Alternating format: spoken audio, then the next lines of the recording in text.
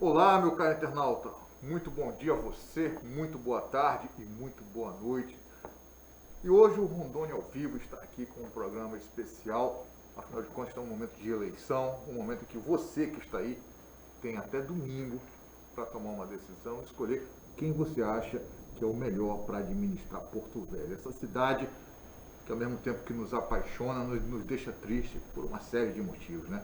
Então, nada melhor do que você escolher alguém que de fato ame Porto Velho e que de fato vá fazer alguma coisa pela nossa cidade, que merece. É uma cidade, nós temos que tirar de Porto Velho alguns tristes títulos. Por exemplo, o que diz que é uma das piores capitais do Brasil quando se fala em saneamento básico. Isso aí a gente não precisa nem andar muito, não precisa dizer, vai lá na periferia que você vai. Não, você anda aqui pelo centro da cidade, você já vê alguma situação de esgoto a céu aberto, enfim, situações que não mereceriam pela idade da cidade, pelo tanto de dinheiro que já entrou aqui com esse objetivo, certo?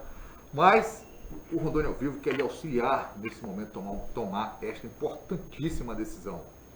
E para isso hoje eu estou aqui para conversar com uma ou a única candidata à Prefeitura de Porto Velho. A primeira vez, pelo menos que eu esteja lembrado, que Porto Velho tem uma mulher disputando a Prefeitura. Se chama Cristiane Lopes, é vereadora, é jornalista, chegou ao segundo turno, obteve 31.461 votos, isso não é pouca coisa, é muito voto. É como eu digo, ela pegou uma temporada doente, mas parece que conseguiu superar e está aqui. E vai estar do lado dela, na minha opinião, muito bem protegida, tendo como seu vice o delegado Pedro Mancebo, que está aqui também, falou que está escoltando ela. Eu falei, olha, se depender de escolta, então, ela já está eleita, né? Vamos conversar com ela? Cristiane, muito bem-vinda ao Rondônia ao Vivo, mais uma vez, né? Doutor Pedro Mancebo, também muito bem-vindo ao Rondônia ao Vivo. Obrigado. Obrigada, Ivan. Obrigada mais uma vez. Obrigada ao Paulo, né, por abrir as portas para a gente. Sempre um prazer vir aqui no Rondônia ao Vivo, conversar com os internautas que nos acompanham, como você sempre fala, seja de manhã, de tarde ou de noite. E a gente está aqui, agradecendo a Deus por ter chegado nesse segundo turno, pela vitória, em primeiro lugar da vida, por estarmos aqui. É interessante que primeiro foi meu vice, doutor Pedro Mancebo, que passou pela Covid-19, e eu fiz o convite para que ele viesse ser o nosso vice. Ele estava saindo, né, se recuperando da doença, e aí na reta final eu acabei também com a doença e ele entrou em ação nesse momento também tão importante, e acaba sendo essa parte física, juntamente com todos os nossos apoiadores que foram nesse momento em que eu estava passando por processo de recuperação. E ainda estou, né? Graças a Deus a gente não transmite mais o vírus, estamos com os exames, né, já tudo ok, mas a Covid-19, para quem passou, para quem está em casa e já passou por isso, sabe que realmente ela maltrata muito. A gente conversa, está aqui, mas daqui a pouco, o Pedro sabe, vem um cansaço e a gente fica buscando forças, né, o tempo todo, e precisamos dessa força para poder estar aqui. Então a melhor coisa é álcool e as medidas de isolamento. Álcool em gel, máscara o tempo todo. Inclusive eu fui questionada agora há pouco, estava concedendo entrevista, né, com relação a isso. É muito fácil e soa demagogo você agora no período eleitoral. Eu sou a favor, né, do fechamento aí, eu sou contra o fechamento do comércio. Depois que passa aliás, sou a favor, né, do fechamento do comércio, e depois que passa o período eleitoral, dizer que é contra o lockdown. Não sei se eu falei direitinho, mas eu quero deixar claro que eu sou contra, no caso, né? Então a gente tem que, do jeito que nós precisamos no período eleitoral, falar com os eleitores, conversar, caminhar, tudo cumprindo as medidas de protocolo. E mesmo assim, eu no caso ainda acabei sendo, né, contaminada também pelo vírus. É algo que a gente vê que, independente da questão eleitoral, a gente vai passar um tempo ainda tendo que controlar, cuidar da nossa população com relação à pandemia, sempre alinhando saúde e economia, para a gente poder também não entrar numa crise de uma maneira em geral. Tá certo. Doutor Pedro, como é que está aí o senhor, já que saiu da Covid, entrou na campanha de cabeça? Exato. Boa tarde, Ivan, boa tarde aos internautas, boa tarde à nossa futura prefeita de Porto Velho, a primeira da história, Cristiane Lopes. Eu entrei nessa campanha logo depois de ter passado pelo Covid, né? E a Cristiane, ela no finalzinho do primeiro turno, ela contraiu o Covid, mas veio aí agora com força total para o segundo turno, né? Então estamos aí firmes nessa campanha, com fé em Deus e pela receptividade da população, o carinho que nós temos recebido, nós temos fé que tudo leva para uma vitória nesse segundo turno. Tá certo. Fala nisso, Cristiano, como é que está a campanha? Tá bem, a campanha está crescendo cada vez mais, muitos apoiadores vindo, muitos servidores, empresários, pessoas de todos os segmentos. Isso nos fortalece, isso nos anima, os distritos também, nosso Baixo de Madeira. Então a gente vê que a população realmente quer mudança. Aliás, cerca de 100 mil pessoas não foram, né? As urnas votar. Nós precisamos conscientizar essas pessoas de que elas vão fazer a diferença nessas eleições. E que elas precisam escolher para que a gente verdadeiramente possa ter uma mudança. A gente não pode deixar outra pessoa escolher pela gente. É a gente que tem que analisar, até para que no futuro, né, não venha, não, o momento é agora, o momento da decisão, de fazer análise. Hoje estão só 2 candidatos, antes eram 15, era um pouco mais difícil, era complicado. Agora com 2 candidatos, a população vai poder avaliar muito melhor. Cristiane, qual tem sido a tua estratégia nessa campanha? Nossa estratégia é aquela que a gente sempre levou até enquanto vereadora.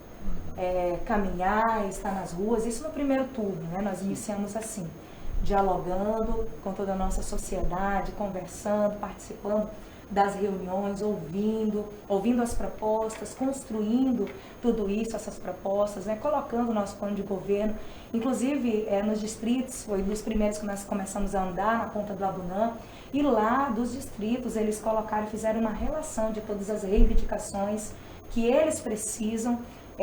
Eu assinei um termo de compromisso com eles, referente àquelas reivindicações, aquelas demandas. Nós colocamos no nosso plano de governo tudo que foi solicitado por eles na nossa ponta do Abunã. Então a gente veio construindo, dialogando, ouvindo, crescendo, recebendo todas as pessoas que têm os mesmos pensamentos, que querem realmente uma melhor cidade para se viver. Eu tenho que fazer uma pergunta, que é algo assim, a gente destacou aqui o fato de você ser mulher, está concorrendo. Mas o que é ser mulher, fazer política em Rondônia? Primeiro, eu vou só falar, Ivan, que já houveram sim outras mulheres concorrendo às eleições aqui em Porto Velho. Nós já tivemos Mariana Carvalho, já tivemos Fátima Cleide, se eu não estiver enganada, né, concorrendo às eleições. Mas né, não a prefeita. A prefeitura de Porto Velho. Agora, como sendo prefeita, nós nunca tivemos uma mulher nessa posição. Nós já tivemos aí 49 prefeitos e ainda não tivemos a oportunidade de ter uma mulher. E quando eu falo de mulher, às vezes, a mulher porque a mulher... Não, a mulher porque ela tem esse direito, ela cada vez mais ela está se posicionando na nossa sociedade, ela está aí em todas as organizações, embora que a gente vê que tem organizações que a maioria sempre são os homens que estão presentes nessas instituições, mas a mulher também está ali. Então eu acredito que agora chegou a hora, a oportunidade. Por que mulher? A mulher ela tem um olhar sensível, a mulher ela tem um coração mais apaziguador, a mulher ela é mais do diálogo. E eu sou uma mulher que eu não gostava de política, eu não entendia na verdade, hoje eu compreendo, eu continuo não gostando de politicagem. Hoje, cada vez mais, eu amo a política verdadeira, a política aquela que ela é saúde. Quem faz tudo isso é a arte da política. E a mulher, ela tem esse dom por essência. E aí ela leva para outros segmentos e agora a gente está trazendo também, já há bastante tempo, na política. E hoje eu estou aqui nessa missão, para cumprir e representando todas as nossas mulheres com muito orgulho. Sem querer ser mais do que homens, mas estando lado a lado, caminhando juntos como nós estamos agora nesse pleito eleitoral, para poder representar todos os segmentos, tanto homens quanto mulheres, a gente vai estar representando a todos. Ivan, e eu gostaria de dizer que eu estou junto, ombreado com a Cristiane, e vim aqui para blindar e não escoltar. Certo? Blindar a nossa prefeita. Há uma diferença aí, né, doutor? Blindar. Doutor Pedro, já que vocês estão trabalhando junto e ao que tudo indica, estão muito bem alinhados, na sua opinião, se o senhor fosse enumerar, quais seriam as prioridades em Porto Velho? Veja só, nosso plano de governo ele contempla todas as nossas necessidades em Porto Velho. E, entre as principais, nós colocamos em 6 eixos, certo?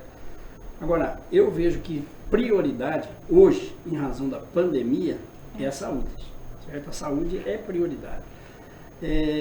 Outra coisa que a população clama, e muito, onde eu passo, ela clama, é por segurança, né?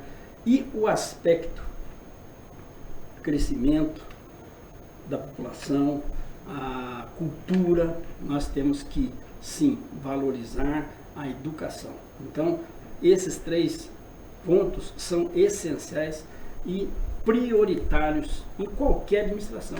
Eu acho que saúde, educação, segurança, claro que aí nós temos diversas outras situações que, no geral, teriam que ser dadas prioridade. Eu cito aqui, dentro da educação, nós temos a merenda escolar.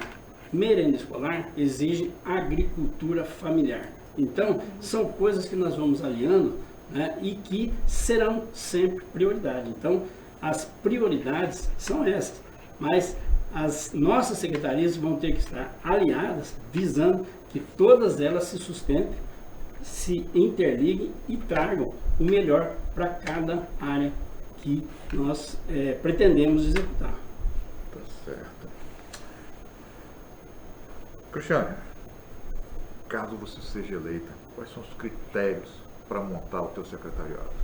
Primeiro, uma equipe técnica, né, preparada, que tenha conhecimento, né, expertise daquela pasta, daquela área, assim como nós construímos o nosso plano de governo. Nosso plano de governo, além de nós termos ouvido a nossa população, nós construímos com apoio e auxílio dos nossos servidores, por exemplo. Então, o item educação foi ouvindo o professor, foi ouvindo o gestor da área da educação, foi ouvindo ex-secretários, foi ouvindo cada pessoa de cada setor da educação. E assim, nós trouxemos as propostas para dentro do nosso plano de governo. Da mesma forma, nós fizemos na área da saúde. Temos vários servidores, amigos, pessoas que conhecem dessa área de saúde. Fizemos uma mesa redonda, colocamos todos juntos e fomos ouvindo cada um. Olha, aqui nós precisamos disso, aqui é assim, aqui é agente comunitário, aqui na área da enfermagem, fomos ouvindo e fomos construindo.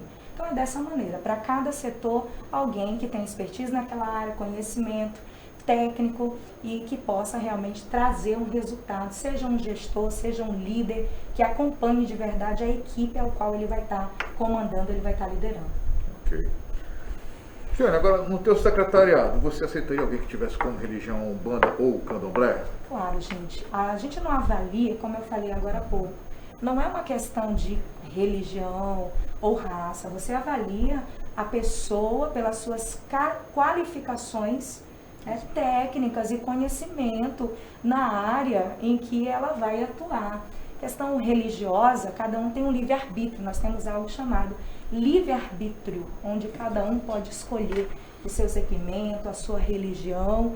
E aí é a questão pessoal, né, que a pessoa não vai trazer a sua vida pessoal ali para dentro daquele setor. Ela vai trazer a área técnica, o seu conhecimento, aquilo que ela tem na área que for, infraestrutura, saúde, educação, enfim, cultura também. Então, isso é algo que é até interessante sua pergunta. Eu acredito que nenhum gestor no país, eu acredito, né, faz uma escolha por uma questão apenas de religião.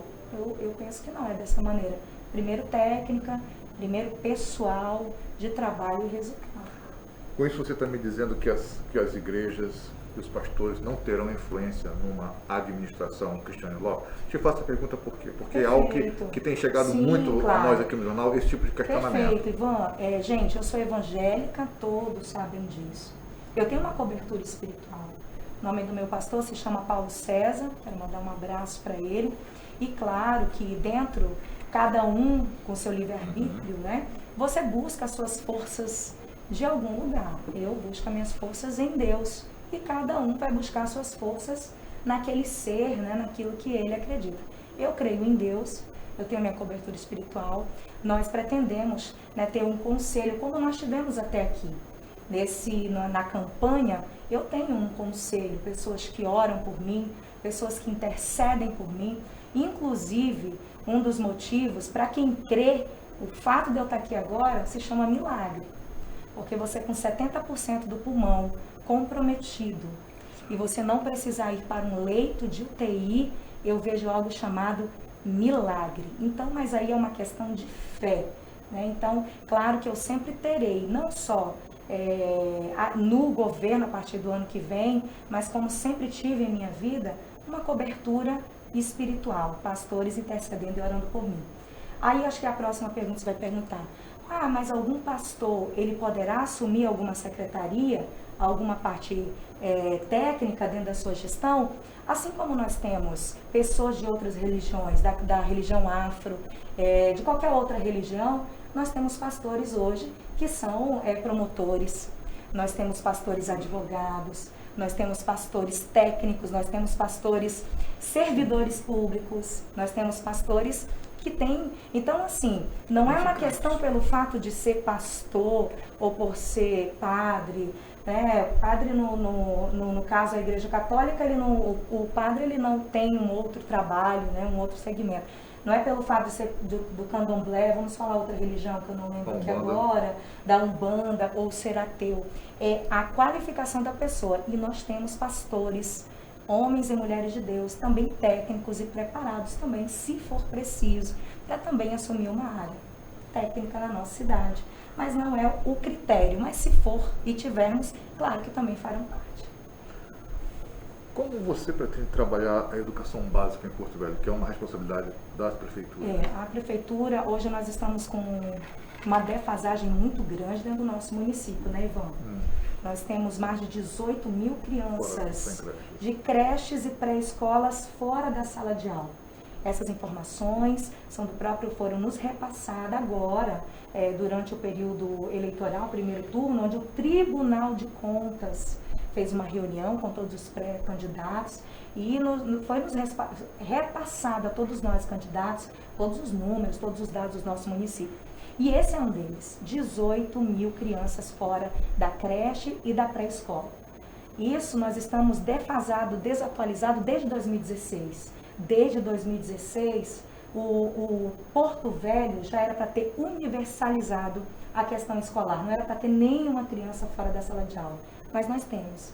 Então, o que nós precisamos fazer? Ampliar essas salas de aulas. Como que nós vamos fazer isso? Hoje nós temos escolas que têm espaço para construir. Nós vamos buscar recursos, vamos buscar emendas parlamentares, vamos construir e ampliar escolas em terreno próprio da prefeitura que hoje já existe. Então, essas são algumas ideias alternativas que nós temos. Inclusive, nós precisamos reduzir um grande gasto hoje com extensão de escolas. A prefeitura gasta 7 milhões de reais com extensões. E eu, enquanto vereadora, fiscalizei, estive nessas extensões, Ivan. Tem algumas delas que o refeitório, o banheiro praticamente é dentro do refeitório. As crianças estão sentadas aqui na sua merenda e a porta do banheiro está aberta ali praticamente dentro do refeitório. São extensões, são locais, já que não tem prédios prontos, a prefeitura aluga esses locais para colocar as nossas crianças. Então a gente precisa realmente reavaliar tudo isso, economizar, enxugar, buscar recursos parlamentares, por isso que é importante nós termos deputados federais, senadores, e bater na porta de todos, independente de partido político, pensando na nossa cidade, para que a gente possa ampliar tudo isso. Além disso, nós vamos trazer a democratização para dentro das escolas. O conselho escolar, os pais, junto com os educadores, é que precisam escolher o diretor da escola. Não é um cargo que vai vir um vereador e vai indicar o diretor porque é alguém que apoiou em campanha. Não.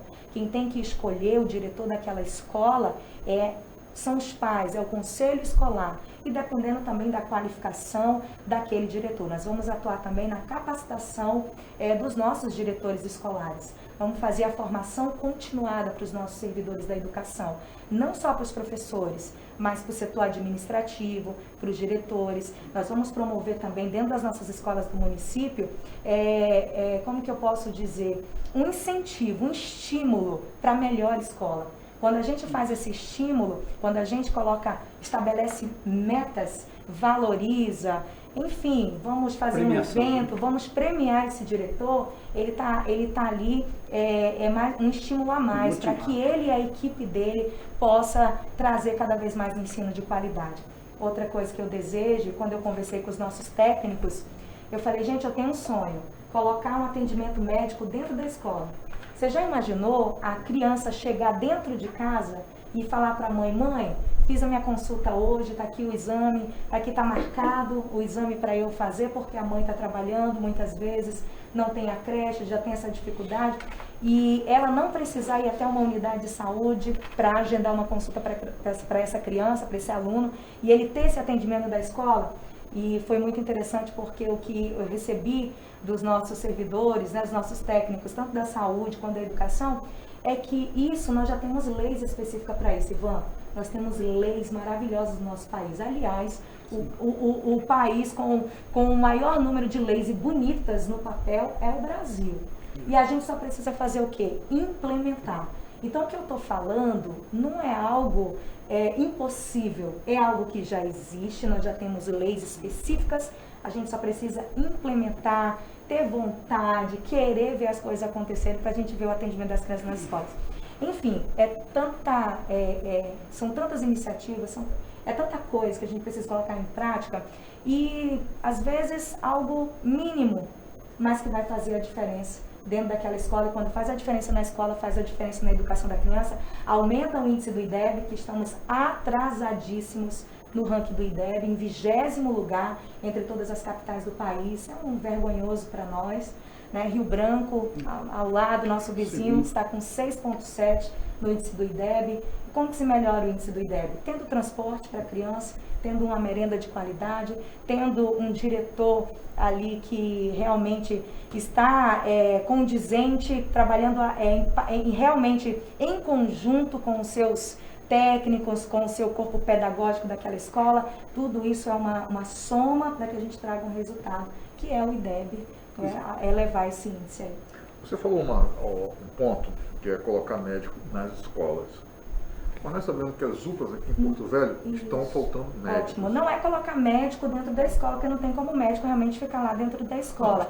É você estabelecer um calendário de atendimento médico. Você pega uma equipe de estratégia de saúde da família de uma unidade básica próxima da escola e faz um agendamento numa sexta-feira, por exemplo, para que ele possa atender aquelas crianças. Tá certo. Inclusive saúde bucal, né? Claro, também tem oftalmologia também, e inclusive doar o óculos para as crianças, isso já é projeto que já existe, tem que implementar. Certo.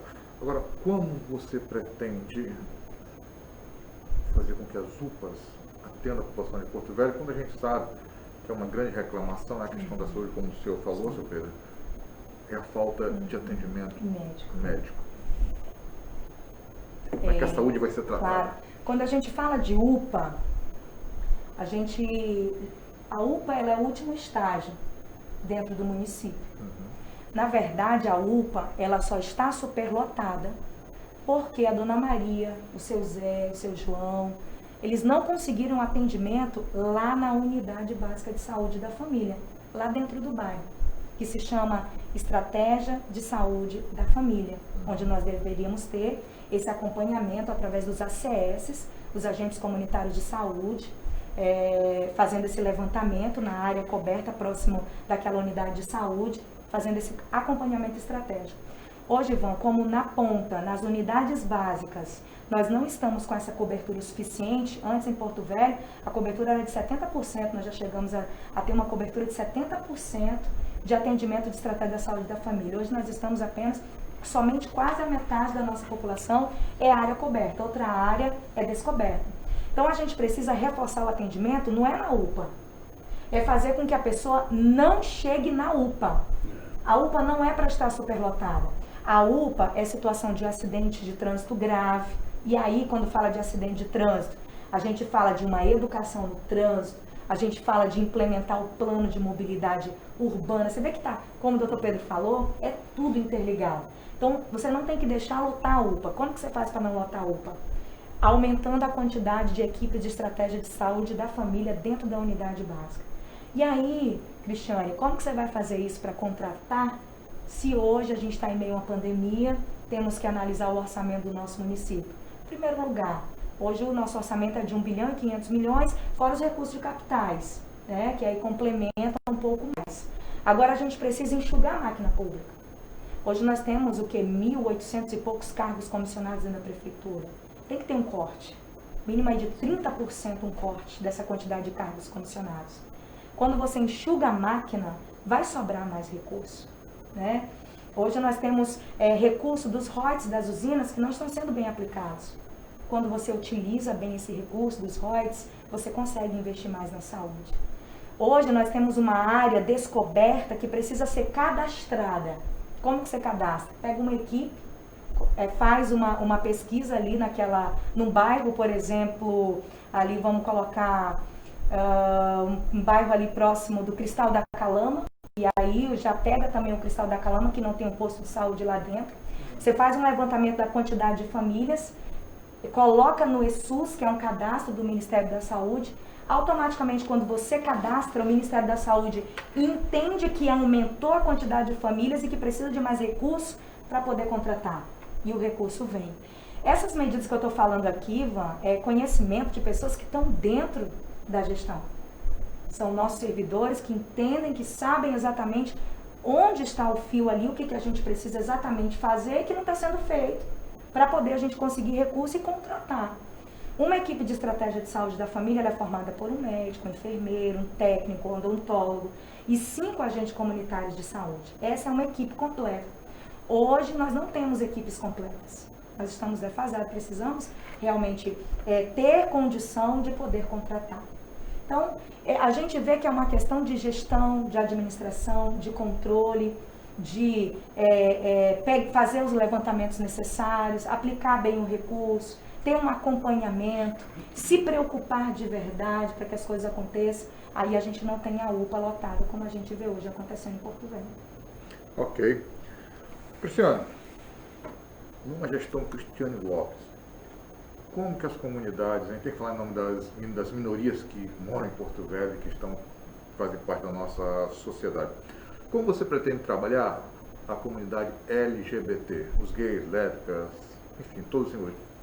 Eu estou lendo um livro, é muito interessante porque eu sei que as perguntas elas são sempre associadas, né, pelo fato de eu ser evangélica e isso ter sido muito colocado agora no período eleitoral. E muito isso perguntado e até uma estratégia, né, claro, da equipe, né, do nosso adversário, de colocar isso como se nós fôssemos extremistas, e eu já vi até vários outros comentários, por isso que eu acho muito importante, Ivan, e te agradeço por essas perguntas que você faz, para a gente poder esclarecer a nossa população. Eu estou lendo, eu consegui ainda ler, né, um pouco mais desse livro, enquanto eu estive internada, um livro que fala de política de reino. E lá fala que quando foi estabelecido a política, inclusive através de Moisés, está lá no Primeiro Testamento, para quem é historiador, além da religião, e lê a Bíblia por conhecimento também, como um livro histórico, você vai ver que foi um dos, assim como Salomão, dos homens mais sábios do mundo e grande rei, né? Quando foi estabelecido lá com Moisés, ele pediu para que cada tribo encaminhasse um líder e um representante de cada tribo, para que ele pudesse conseguir governar, administrar aquele povo em meio ao deserto. O que isso significa? É governar verdadeiramente com justiça e com sabedoria e com respeito. Quando você governa com justiça, sabedoria e respeito, você tem o dom e você ouve a todos. E aquilo que for voltado, por exemplo, LGBT, aquilo que já foi específico, que já está lá, que for de direito, já está lá estabelecido. É igual a cultura. É igual o carnaval. Ah, porque você é evangélica, você vai acabar com o carnaval. Claro que não, o carnaval é uma cultura da nossa cidade. Vem recurso específico para isso. Então, aquilo que está lá estabelecido como questão de gestão, você tem que respeitar e administrar a cidade. É assim que funciona. Um prefeito, ele administra para todos, para toda a cidade, para todos os segmentos. Agora, quando a gente fala a questão LGBT, quando traz essa discussão com relação à religião, hoje, por exemplo, nós temos uma lei que ela já permite o casamento civil, ok? Ok, então tá lá. Agora, o que a gente não pode, Ivan, e eu tenho amigos, né, que também não concordam, é, por exemplo, dentro de uma igreja católica ou evangélica, um pastor, um padre ser obrigado a fazer ali um casamento, né, homoafetivo. Eu acho que é questão, é questão de respeito de cada um, de cada segmento. Então, só para entender a diferença de como que é a nossa visão e o que a gente pensa a respeito disso. Não é questão de você ser contra, eu amo as pessoas. E as pessoas, elas independem de religião, de segmento, de qualquer coisa. Você entende? Mas um casamento gay é um desrespeito à igreja, a um pastor ou a um padre? No caso, na igreja católica ou evangélica, eles seguem... É um casal. Tudo bem, mas eles seguem lá a Bíblia, certo? Lá não tem as leis que regem, não tem as doutrinas. Quando a gente entra aqui no Rondônia ao Vivo, aqui tem as suas doutrinas, seus protocolos, as suas regras, não tem? Claro. Então, dentro do segmento igreja, lá tem suas regras, seus protocolos, lá tem a Bíblia, lá tem o que é seguido ali. Quem vai naquela instituição é alguém que crê, que quer fazer parte ali daquela instituição porque acredita ali. Só vai procurar essas instituições quem quer, quem acredita. Eu acredito que é uma questão de respeito, assim como as igrejas precisam ser respeitadas, as instituições precisam ser respeitadas, cada um respeitando o espaço do outro, a gente vive normalmente em sociedade. Uma pergunta que é em relação à CAERD. Hoje em dia se fala-se muito em privatização da CAERD. Já privatizaram a antiga Seron, que muita gente se arrependeu, e agora é a CAERD a bola da vez. A prefeita Cristiane Lopes vai apoiar a privatização da CAERD? Bom, nós vamos trabalhar primeiro com o Plano Municipal de Saneamento, junto com o novo marco regulatório. E lá no novo marco regulatório, ele já tem todas as diretrizes e estão norteando já para que até 2030, que é a meta que a gente tem, a gente possa resolver essa questão de saneamento da nossa cidade. E dentro do saneamento está a água tratada.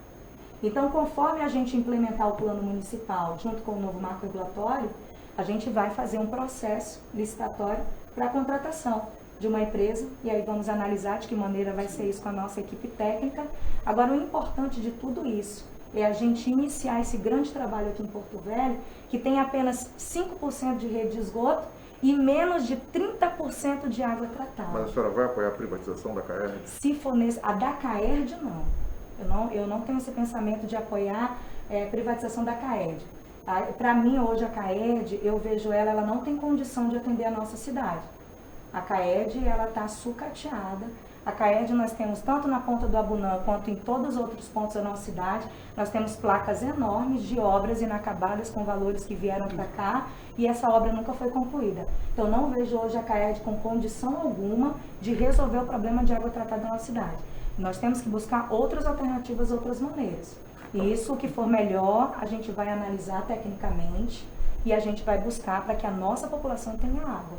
Então, se tiver que vender, vai vender a empresa. A gente vai avaliar a melhor maneira. Inclusive é concessão, né? A CAERD trabalha para o município de Porto Velho porque tem a concessão. Então pode continuar ou pode não continuar, né? Dona Silvia, você é um homem que trabalha com segurança. Sim. Na sua opinião, Porto Velho é uma cidade violenta, pelo tamanho da cidade, pela quantidade de pessoas que moram aqui. Como o senhor vê poderia ser, eu não digo terminar, mas minimizar esse problema? Olha só, a segurança pública não é uma competência do município, mas o município ele pode contribuir. Claro. Como ele pode contribuir? Né? Por exemplo, nós temos aí diversos crimes que ocorrem nos locais onde exatamente interrompeu as novas linhas de ônibus, certo? Então, pessoas que pegavam o ônibus em um determinado lugar, o ônibus não chega mais lá, então, nesse trajeto ele está arriscado a ser assaltado. Regularidade nos horários de ônibus, porque a pessoa que fica esperando num ponto de ônibus, inclusive os pontos, né, um pauzinho, uma plaquinha, né, ele fica ali, chega um taxista e assalta ele, leva o celular, né? Então nós temos diversas situações que hoje estão ocorrendo que nós podemos minimizar, e eu acredito que uma forma de minimizar é aquilo que já está no nosso plano de governo. Não é uma coisa para se fazer de imediato, porque existe um trâmite todo, porque tem que buscar funcionários, concurso, mas é a Guarda Municipal. A Guarda Municipal, ela sim vai trazer uma expectativa de segurança, ela vai poder estar nos locais onde não tem o policiamento ostensivo, né? Estar nos locais onde tem os bens públicos, e tem pessoas que acham que vai guardar bem público, né? Quando falo em guardar bem público é uma praça, né? E a partir do momento que está presente o poder público numa praça, aquela praça deixa de ser ponto de droga para ser ponto de lazer, certo? Então, nós vamos dar, sim, a expectativa de segurança.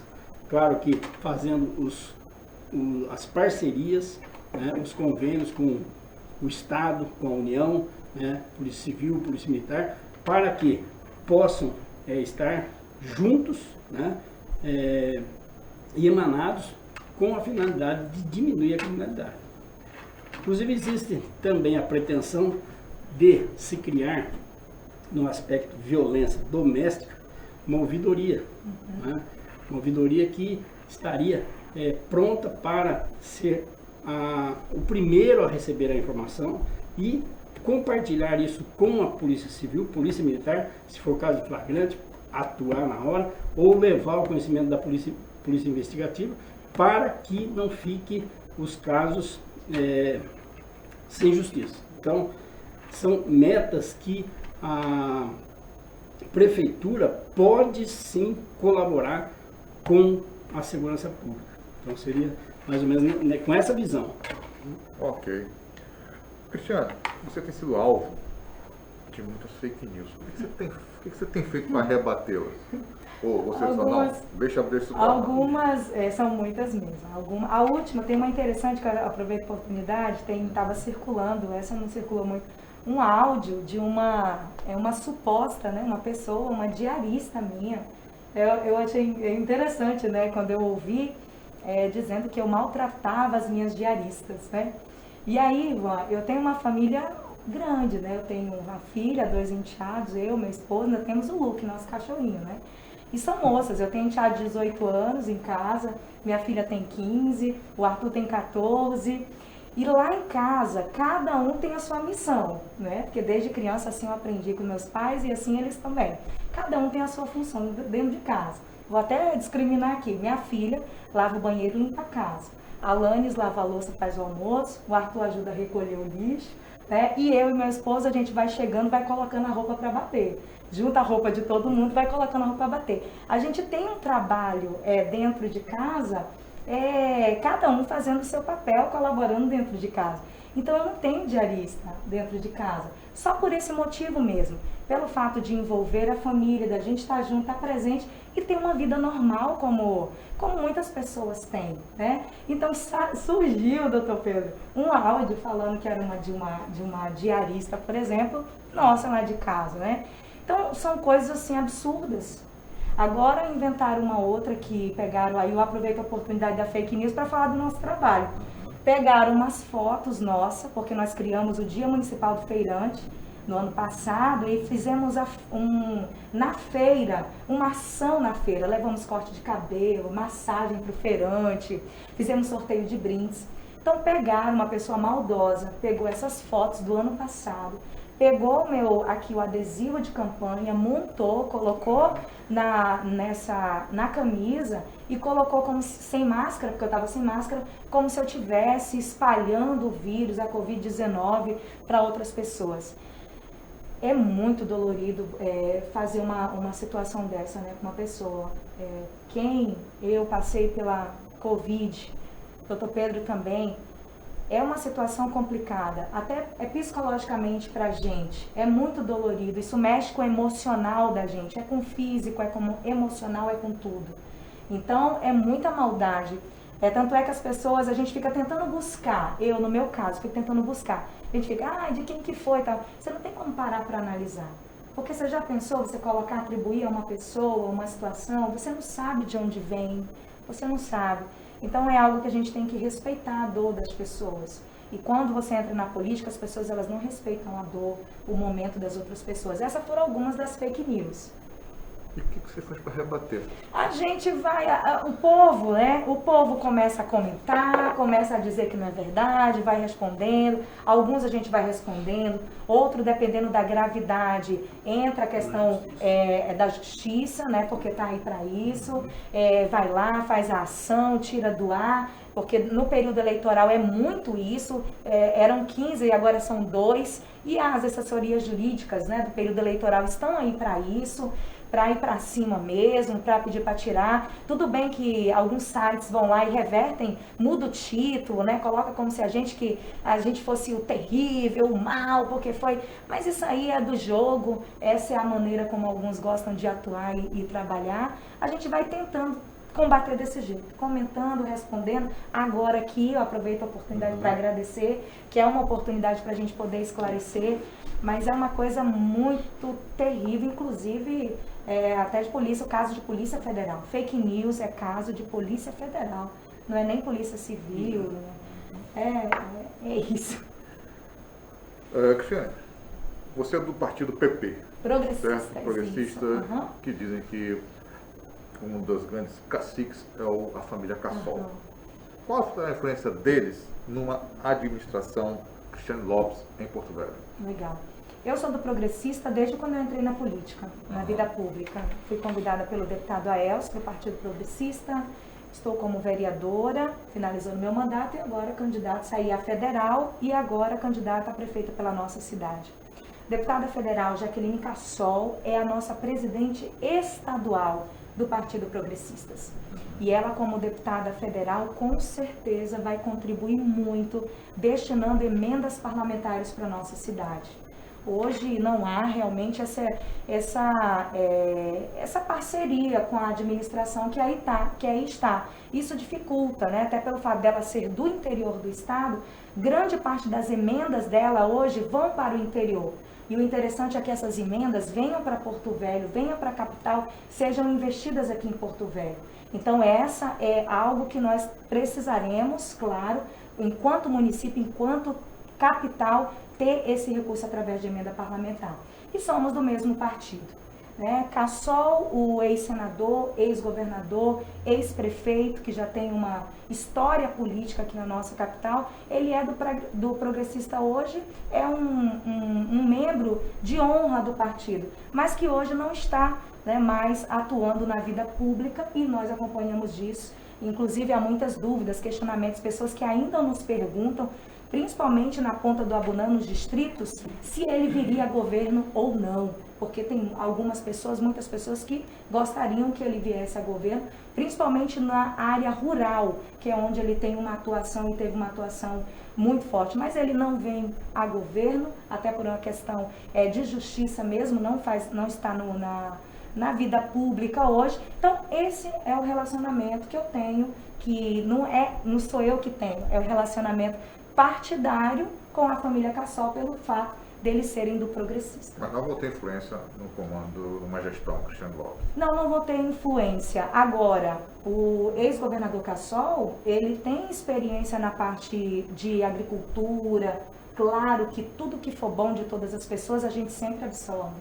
Isso é muito bom. Então, se ele tiver alguma ideia, olha, isso deu certo, é bom a gente ouvir o que deu certo. Tá certo. Uma outra pergunta é a seguinte: Se por um acaso você tivesse que renunciar, você renunciaria?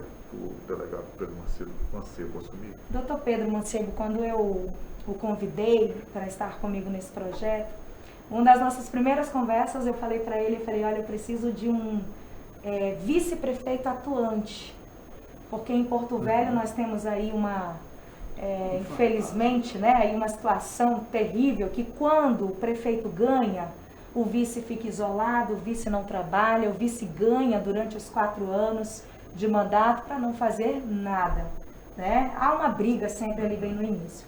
E essa foi primeiro diálogo que nós tivemos.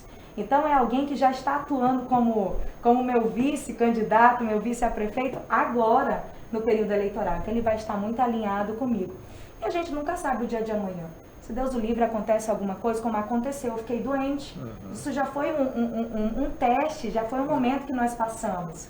Enquanto eu estava doente, ele foi minhas pernas, meus braços, ele foi para a rua, ele continuou participando das reuniões, em nenhum momento ele esmoreceu.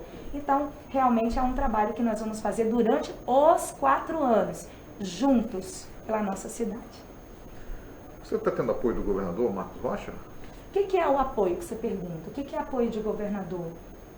Imagina um apoio. Olha, eu apoio a Cristiane Lopes. Assim como ele abraçou o Breno, talvez abrace a Cristiane e fale, não, você tem o meu apoio. Ainda não tive uma conversa direta com o governador, mas é muito importante e gostaria muito de nós termos, sim, esse alinhamento, principalmente pensando na administração e algumas coisas que estão travadas dentro do nosso município, como a rodoviária, por exemplo. Então, quando você tem, com certeza, e só vai sair se tiver uma prefeita que dialogue e converse realmente com o governador do estado.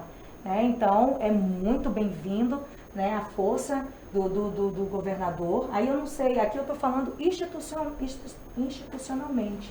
Prefeitura e governo precisam estar juntos e caminhando juntos.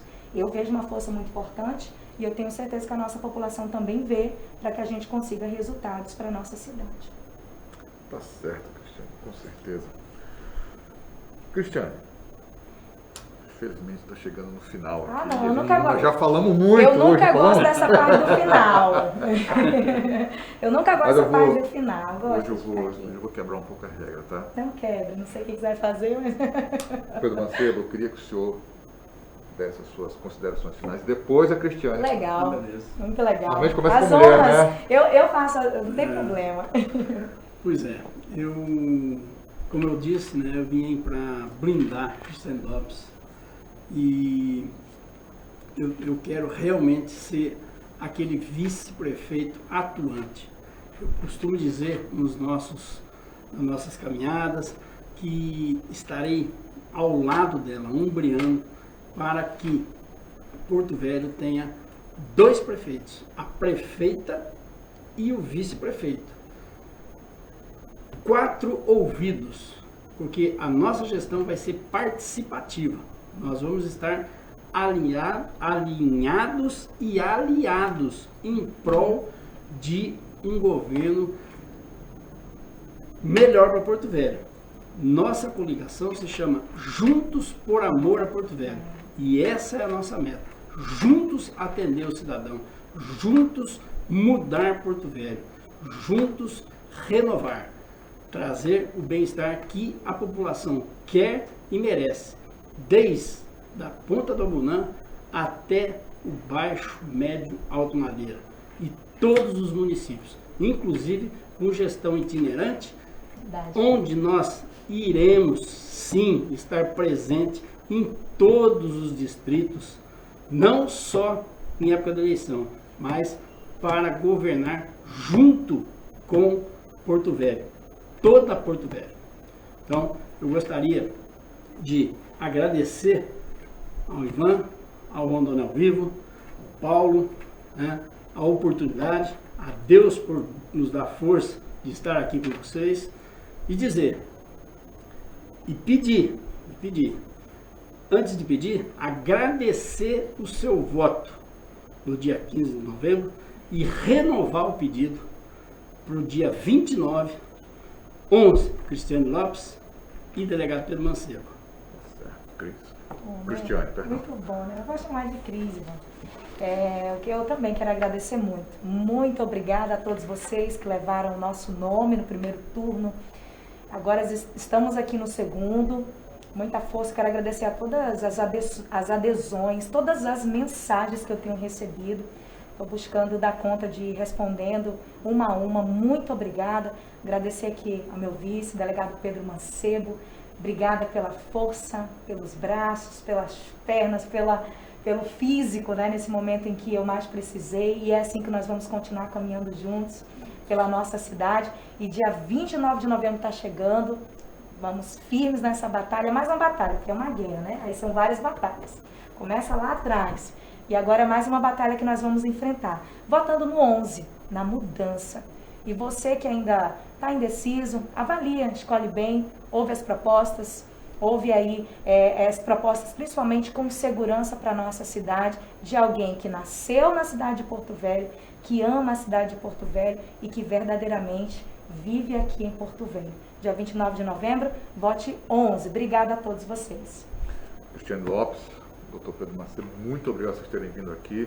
Eu espero muito que essa conversa de hoje ajude esse grande número de pessoas que não foram votar no primeiro turno, que apareçam no segundo turno, tá? E, enfim, desejo sucesso aos dois, tá bom? Obrigado. E para você, meu caro internauta, muito obrigado pela tua companhia.